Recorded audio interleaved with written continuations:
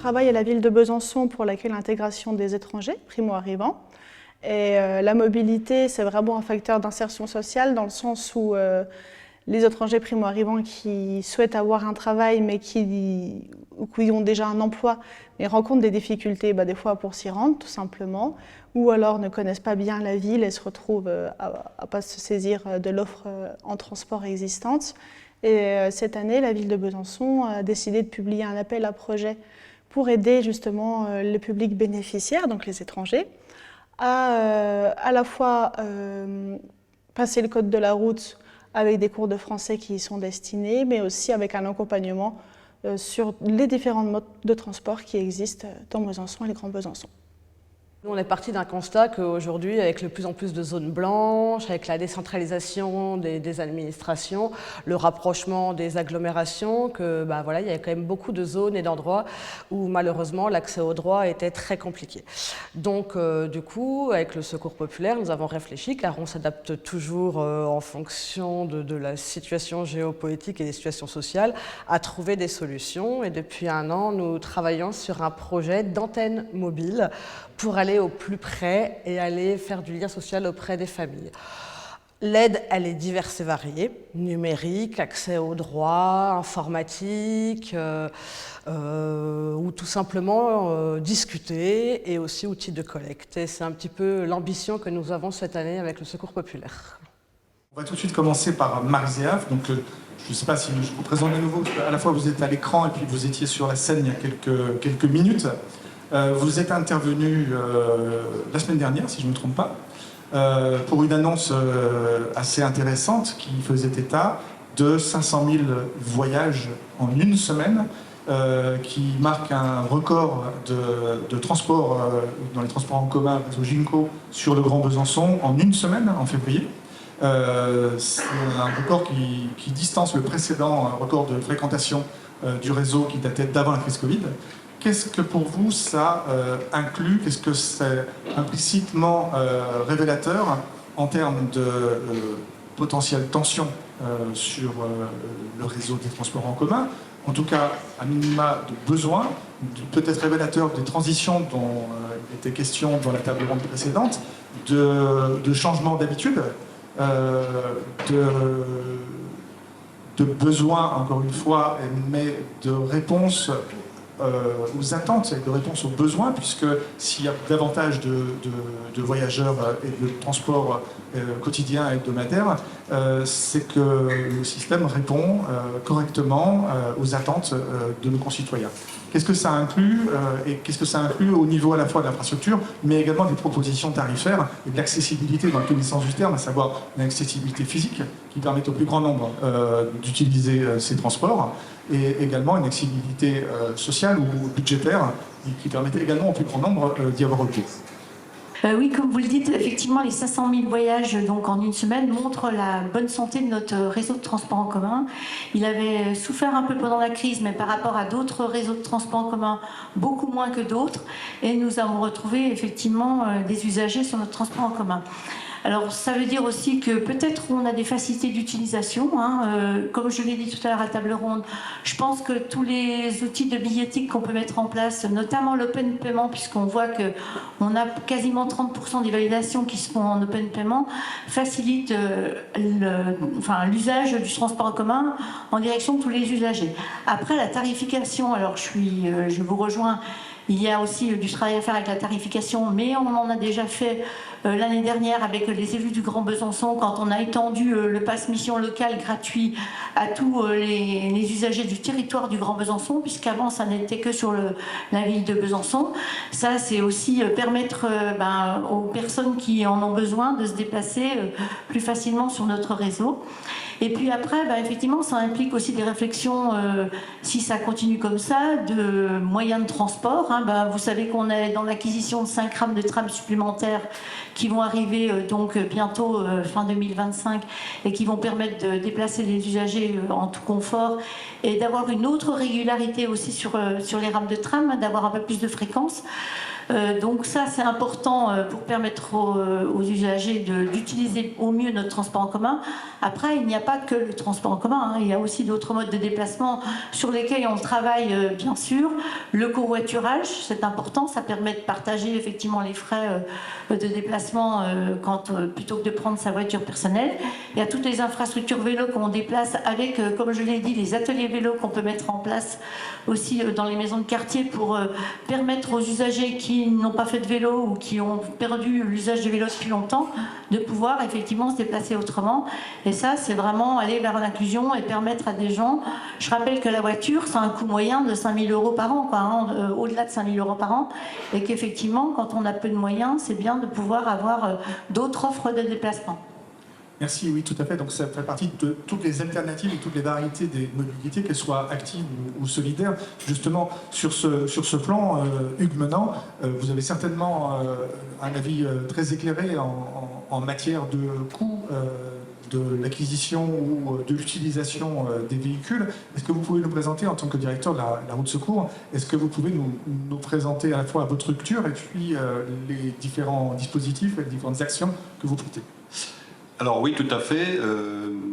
En fait, je vais déjà commencer par dire que la route secours, effectivement plateforme de mobilité solidaire et inclusive, est déjà avant tout complémentaire des transports en commun dont vient de parler Madame Zéaf. C'est-à-dire que les premiers moyens de transport les moins coûteux et les plus faciles à appréhender, parce que c'est pas si simple de se déplacer même en bus, hein, passer d'un arrêt à un autre arrêt sur un territoire inconnu, c'est clairement les transports en commun sont les plus simples à appréhender pour beaucoup de niveaux, y compris financiers. Donc nous, on a différentes actions. Donc on a une action la plus connue, car maintenant ça fait 25 ans, de location. On a des locations de 2 roues, donc des scooters et des vélos électriques, et maintenant des locations de voitures. Et généralement, ces locations s'adressent aux personnes qui n'ont pas de véhicule personnel pour se rendre sur leur lieu de travail ou de formation. Et très clairement, et c'est là qu'on voit la complémentarité, c'est généralement pour les personnes qui travaillent de poste. Par exemple, qui s'arrêtent à minuit ou qui commencent à 6 h du matin ou qui vont de périphérie en périphérie. On a la chance ici d'avoir un très bon réseau de transport en commun et qui ne peut pas et qui ne pourra pas répondre à tous les besoins. Donc c'est la première chose. Et les tarifs de location solidaire, ils vont de 3 à 7 € par jour de location en fonction du véhicule et des revenus des personnes. On a aussi d'autres services. Le deuxième, c'est toujours dans l'optique des moyens matériels. On a un garage solidaire qui est situé également à Besançon. Et là, pour le coup, uniquement sur prescription des travailleurs sociaux et pour les personnes dont les revenus sont inférieurs au seuil de pauvreté. Donc seules ces personnes sont éligibles. Et là, on peut faire des réparations. Quand je dis on peut faire, je n'y connais absolument rien en mécanique, mais on a 2 mécaniciens qui, eux, heureusement, s'y connaissent beaucoup plus que moi. Donc ils font des réparations et on vend également des véhicules à bas prix. Pour répondre à votre question au niveau des coûts, donc le tarif horaire de notre garage solidaire, c'est 40 € par heure.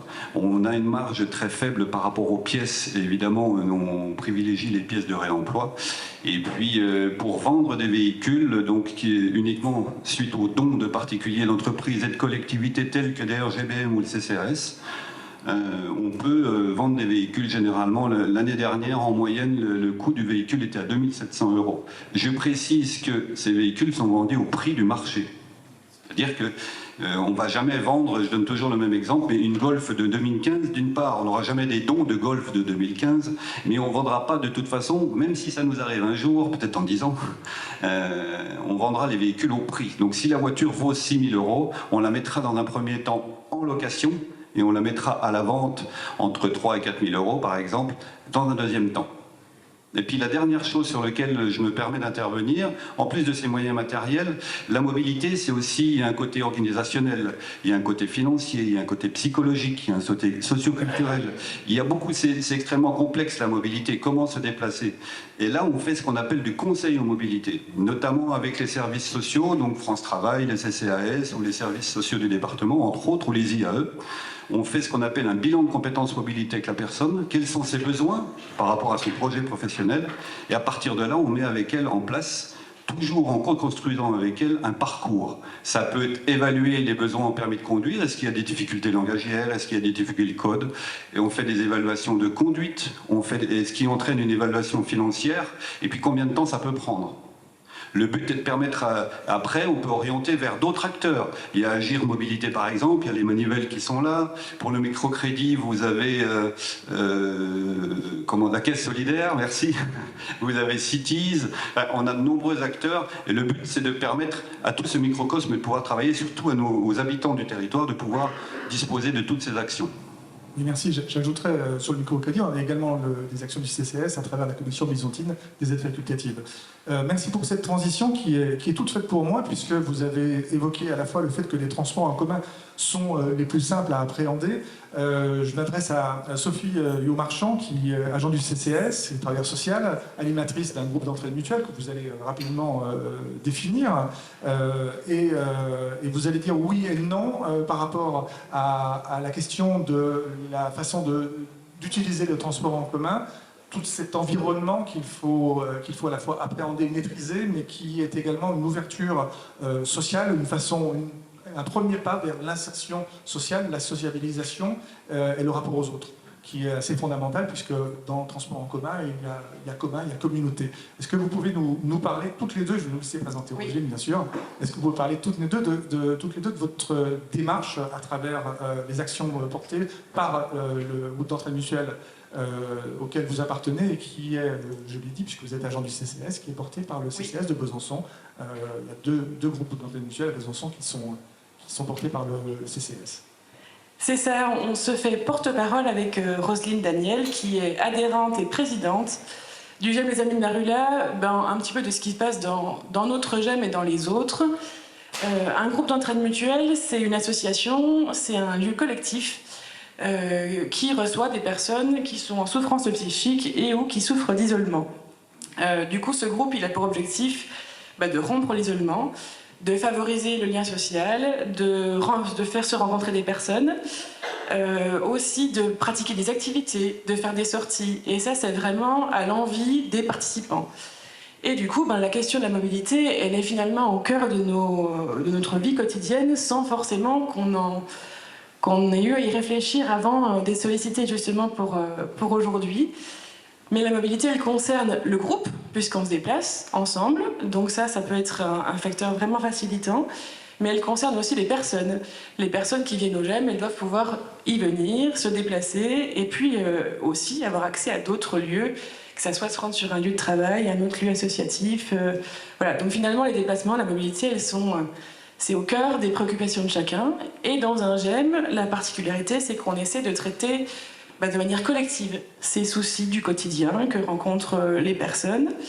Du coup, en renforçant un petit peu les connaissances des uns des autres, on parle de pair aidance, c'est-à-dire que les personnes vont pouvoir se donner des conseils, partager leur expérience de vie, dire ce qui est facile pour elles ou au contraire ce qui est compliqué.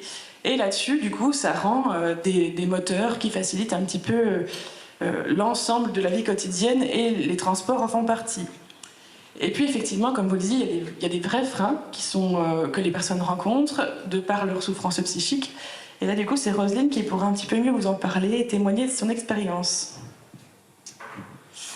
Oui, parce que du coup, comme c'était indiqué, quand on souffre de troubles, ou même on a une santé mentale qui est mise à mal, les objectifs décrits d'un GEM sont eux aussi mis à mal et très durs à aller jusqu'au bout de ces objectifs. C'est des trucs peut-être tout bêtes auxquels on n'y pense pas forcément, mais quand on souffre de troubles psychiques, quels qu'ils soient, prendre le tram, prendre le bus, ça peut devenir la croix et la bannière. Tout simplement parce que la foule, le lieu clos, le fait que le tram ou le bus soit fermé, le bruit, l'agitation, ça peut générer des angoisses, ça peut générer du stress et ça nous bloque, tout simplement. Et là, je parle de mobilité au sens tram-bus, mais c'est aussi une mobilité qui peut être bloquée avec nos petites jambes. Parce que tout simplement, tout dépend aussi, encore une fois, où on habite, tout dépend de beaucoup de choses, des traumatismes aussi qu'on peut avoir vécu dans certains endroits, dans la rue ou quoi que ce soit. Se déplacer, c'est tout simplement parfois difficile. On peut se retrouver bloqué, même pour aller à la boulangerie à 500 mètres de chez soi. Moi, ça m'est arrivé pendant 1 an. même aller à ma boulangerie, je ne pouvais plus. Alors heureusement que j'ai un compagnon, heureusement que mon compagnon, du coup, son emploi du temps, il le faisait flexible pour pouvoir m'accompagner à tous mes rendez-vous médicaux, mes rendez-vous au-delà, pour que j'ai une vie en fait. Parce que sans lui, je n'aurais plus eu de vie. Ah si, une vie dans un appartement entre 4 murs. Donc comme quoi la mobilité, malheureusement, elle n'est pas si simple pour tous et elle n'est pas toujours bien traitée ou du moins bien apprivoisée pour tous. C'est comme par exemple prendre le train, faire Besançon-Dijon. Pour beaucoup de gens, c'est très facile. C'est très très facile. Mais pour moi, par exemple, je le fais une fois par mois. Ça me demande en fait plein de petits mécanismes à mettre en place à côté pour pouvoir y arriver, pour pouvoir le faire, et c'est très énergivore. Donc la mobilité, ça concerne tout le monde, que ce soit au point de vue physique, mais aussi psychique, et il faut du coup le prendre en considération. Merci pour Aziz. Oui, on voulait terminer par une petite action qu'on met justement en place depuis peu de temps. Donc on essaie de favoriser les transports en commun, justement dans l'idée de faire des choses ensemble que les personnes pourront reproduire ensuite seules. C'est un petit peu se redonner confiance. Et puis là, sur un mode de transport doux, on travaille avec les Manivelles, une association byzantine qui va nous faire réapprivoiser ou apprivoiser le vélo pour certains, donc autour de vélo-école, autour de réparer son vélo, en acheter un à moindre coût. Voilà, donc c'est aussi ça, les GEM, c'est aussi s'entourer de partenaires, du réseau et du coup essayer de se faciliter un petit peu la vie avec les acteurs présents. Donc on espère que ça va pouvoir ouvrir des portes d'autonomie et aussi du loisir à nos participants. Très bien, merci pour ce témoignage qui illustre un autre volet des problématiques et des solutions innovantes qu'on attend en termes de mobilité. Marie-Zéave, je ne vais pas vous sursolliciter, d'autant plus que vos services, Grands Travaux, enfin, les services avec lesquels vous travaillez, à savoir Grands Travaux et la direction de mobilité, dans la 4e table ronde, aborderont précisément, de façon technique, la question. Mais cette façon de penser la ville, en dehors des transports en commun, vous l'avez dit Roselyne, sur simplement la rue, comment on conçoit une rue, comment on arrive à se déplacer avec des problématiques différentes, qu'elles soient physiques, psychologiques ou même simplement culturelles. On en parlera dans quelques instants. Ça vous parle?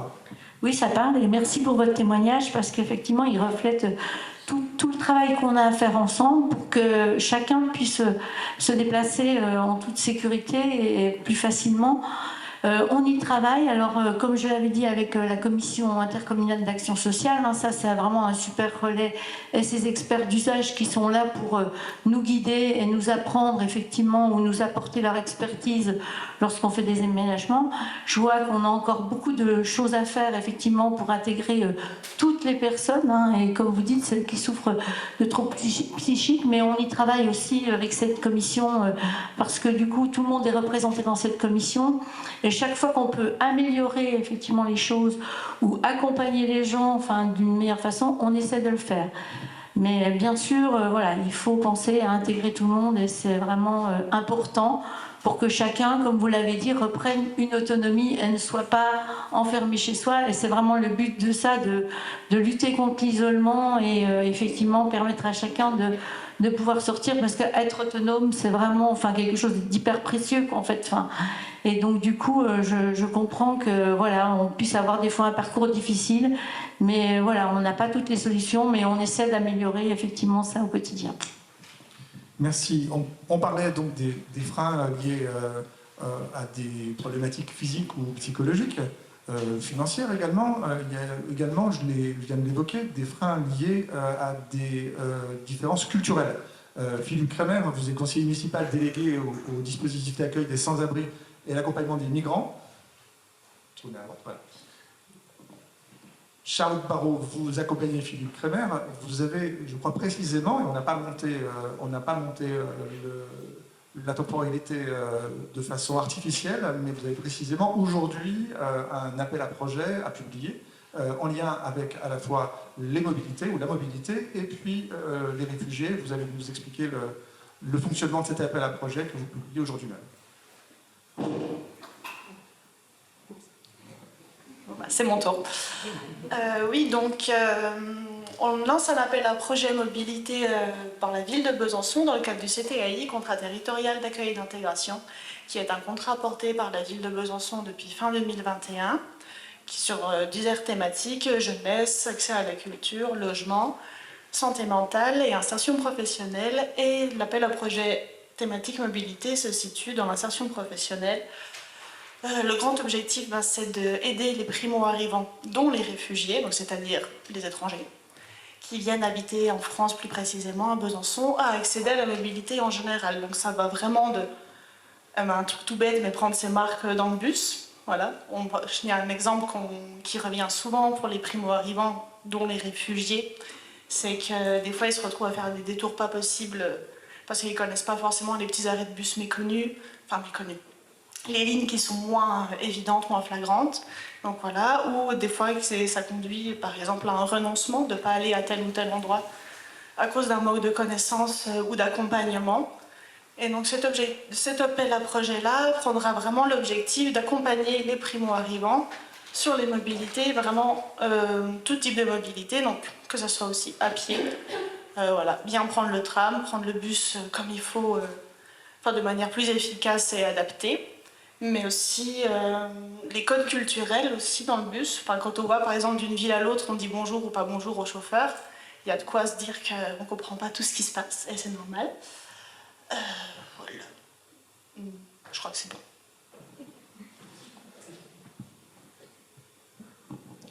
Oui, bonjour tout le monde et merci d'être là. Alors moi j'ai un peu de mal, là je suis le dernier, tout a été à peu près dit, donc je suis un peu coincé. Je vous ferai une réflexion déjà, vous avez de la chance, cette fois-ci j'ai de la voix. Alors je voudrais... sur les migrants, je voudrais revenir sur une chose. On va les amener, c'est prévu, on cherche des associations pour ça, pour passer leur code de permis de conduire.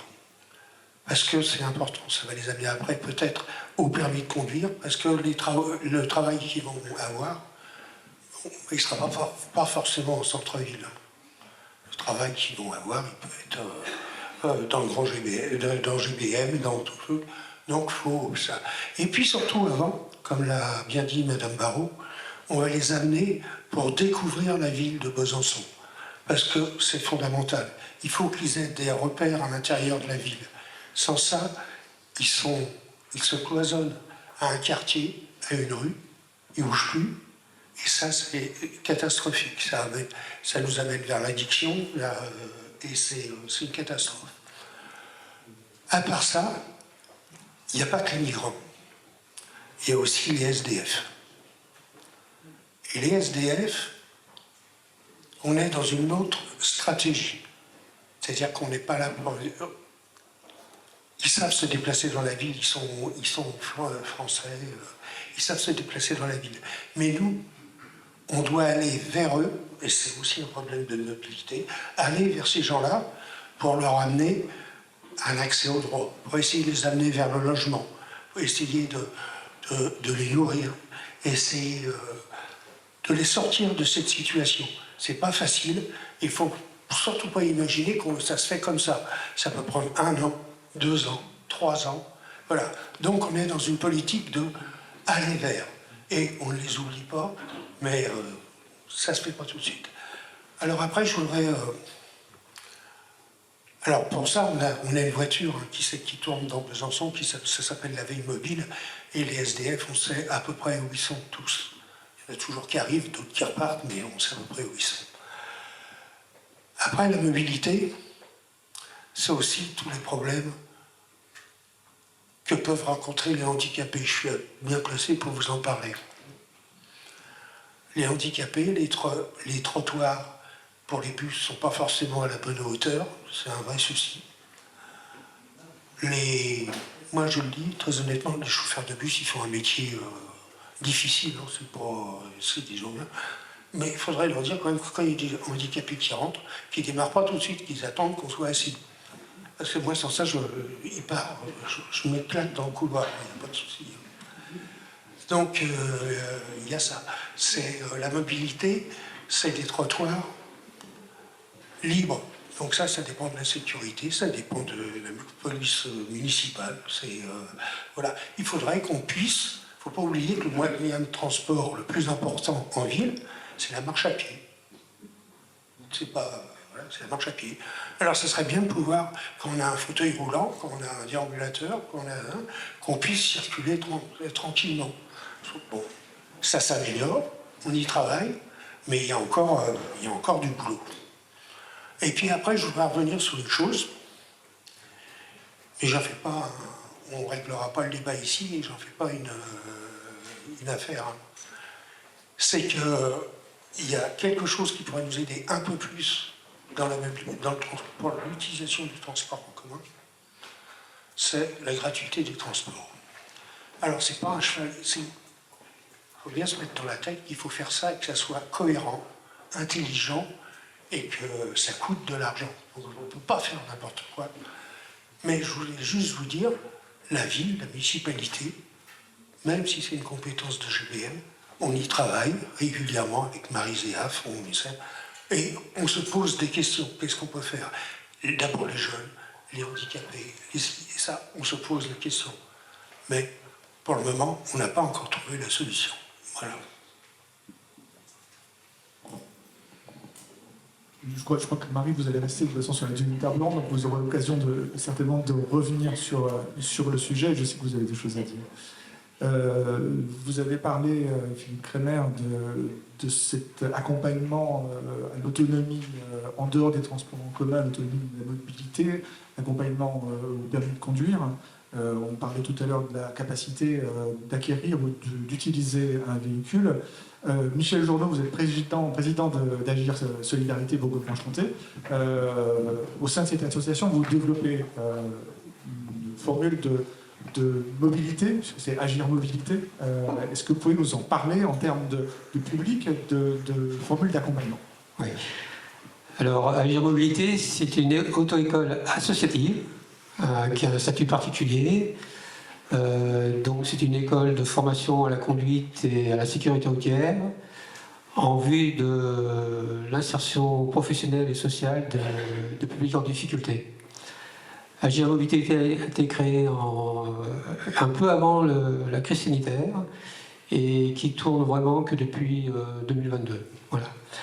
Alors on accueille un public qui est orienté par les travailleurs sociaux, les ateliers d'insertion, Pôle emploi, la mission locale, etc. Alors, on forme les élèves donc à l'apprentissage du code de la route, hein, et puis à l'apprentissage de la conduite en vue de l'obtention du permis B. Hein. On a deux véhicules, on a un véhicule en boîte automatique et puis un véhicule en boîte manuelle. Hein. Nous proposons aux élèves qui ont des difficultés linguistiques du français notamment, ce qu'on appelle le lexicode, hein, c'est-à-dire c'est l'apprentissage du français par le code de la route. Voilà. Depuis la création de Agir Mobilité, on a eu 56 ou 57 élèves qui ont obtenu leur permis B. Et les derniers cas, c'est très simple, hein, ce sont des jeunes notamment qui étaient en contrat à durée déterminée et qui devaient absolument obtenir leur permis pour avoir un CDI. Ouais. Au niveau du permis de conduire, c'est un obstacle majeur pour les personnes qui sont en difficulté, c'est souvent leur premier examen. Hein. Donc l'apprentissage est très long, à la fois pour le code et puis pour la conduite. Hein. En moyenne, chez nous, l'obtention du permis, c'est autour de 40 leçons. Hein. Alors que la moyenne nationale, je crois que c'est 35. Le public, c'est surtout un public qui ont des métiers, ou qui vont avoir des métiers un peu invisibles. Hein. Donc c'est des personnes qui travaillent en usine, c'est des personnes qui travaille donc comme aide à domicile. Donc en usine, c'est les 2-8, c'est-à-dire que généralement on commence à 5h du matin, 5h du matin, donc il n'y a pas de transport en commun à Besançon. Si on est dans l'équipe de nuit, c'est pareil, hein, il n'y a pas de transport en commun quasiment à Besançon la nuit. Hein. Et puis donc on essaye d'ouvrir maintenant l'école de conduite aux handicapés, on parlait d'handicapés, hein, puisqu'on a un véhicule en boîte automatique et puis qui est adaptable, et on a un enseignant qui a une formation pour la conduite des handicapés. Hein. On a eu un jeune en début 2023, un jeune étudiant qui était en partie paralysé côté gauche et qui a obtenu son permis du premier coup en adaptant le véhicule. Donc, d'ailleurs, l'inspecteur, c'est la première fois qu'il voyait un handicapé de ce niveau-là passer le permis. Il l'a eu du premier coup. Et puis, on développe aussi une activité avec les Saintes Brangilles pour l'évaluation de la conduite des personnes qui, effectivement, par accident, ont un handicap. Et donc, on a l'enseignant qui évalue l'adaptation des véhicules, si c'est possible, effectivement, qu'on maintienne son permis à des conditions précises en fonction de son handicap. Autre point important, on intervient aussi à la maison d'arrêt. Alors, la maison d'arrêt, il faut savoir qu'il y a environ une petite centaine de détenus qui le sont pour des délits routiers. Hein. Et on intervient au niveau de la sensibilisation à la sécurité routière et au code de la route. Voilà. Et puis, ils peuvent aussi, effectivement, ils obtiennent leur examen théorique du code de la route. Ils peuvent venir chez nous. Actuellement, on en a 2 hein, qui sont sortis effectivement de la maison d'arrêt et qui sont chez nous à l'apprentissage du code de la route et à la conduite. Voilà ce que je pouvais dire sur Agir Mobilité, donc une auto-école associative.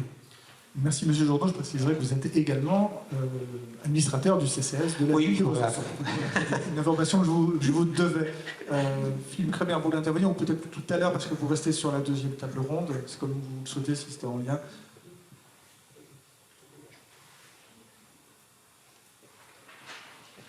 Oui, juste parce que j'ai oublié 2 choses, mais là c'est par rapport à une autre casquette, c'est en tant qu'administrateur du CCAS.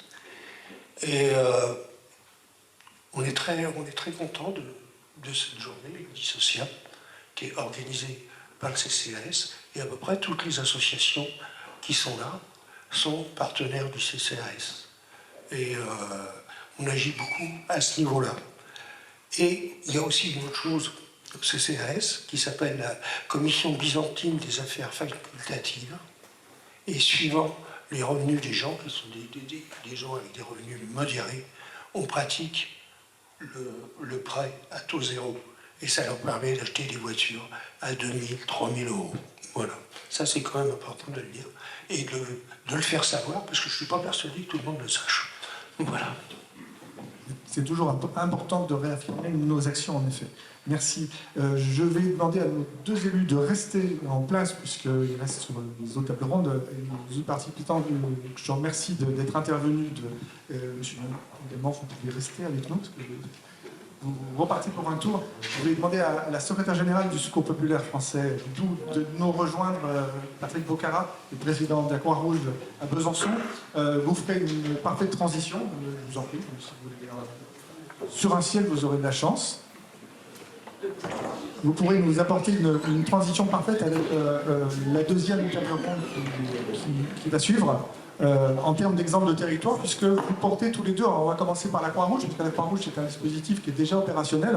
La Croix-Rouge française n'est plus à présenter en termes de public, en termes de diversité d'actions, notamment dans l'urgence, avec des publics en grande fragilité.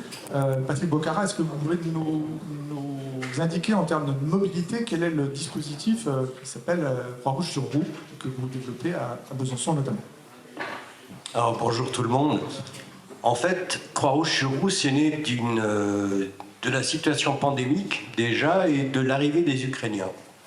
On s'est rendu compte, on fait de l'aide alimentaire, Secours populaire également.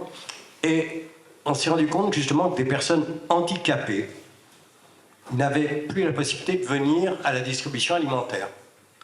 Donc on s'est focalisé sur ce thème-là et on a imaginé de déplacer, plutôt que ce soit les personnes qui se déplacent jusqu'à la Croix-Rouge, de déplacer la Croix-Rouge jusqu'à ces personnes. L'arrivée, bien évidemment, des réfugiés ukrainiens a, boosté considérablement la quantité de personnes aidées. Et aujourd'hui, on a multiplié par 5 la quantité de personnes qu'on aide, puisque des personnes sont, on parlait de mobilité, justement, n'ont pas du tout de mobilité. Donc, le système il est un petit peu parallèle à tout ce que je viens d'entendre, mais on arrive à aller dans tout Besançon et dans les villages avoisinants du Grand Besançon pour apporter de la nourriture aux gens, mais pas seulement. Pas seulement, on crée un lien social, on essaie d'avoir un petit suivi aussi et une évaluation des personnes qu'on vient soutenir pour permettre leur résilience, in fine. Voilà à peu près ce qu'on peut faire. Alors on a besoin de bénévoles. Je donne l'impôt, comme le Secours populaire, je présume. On a toujours besoin de bénévoles, on a besoin aussi de fonds, n'est-ce pas? On ignorait ça. De locaux, ça c'est en cours. Je crois qu'on a beaucoup œuvré en la matière. Il n'y a pas de souci. Mais voilà, on peut toujours dire peut mieux faire, hein, à tous les niveaux. Donc voilà à peu près ce que la Croix-Rouge essaie d'apporter et qu'on essaie de développer. On a parlé tout à l'heure aussi de la prison. On va aussi à la prison. Et on envisage justement de mettre en place tout un dispositif pour la résilience, notamment des jeunes détenus particulièrement, mais des autres également a posteriori, pour en fait leur permettre d'accéder au logement, à la nourriture et au travail. Donc on a des liens avec la Chambre de commerce pour organiser des job dating. Voilà, et puis toute une évaluation psychologique.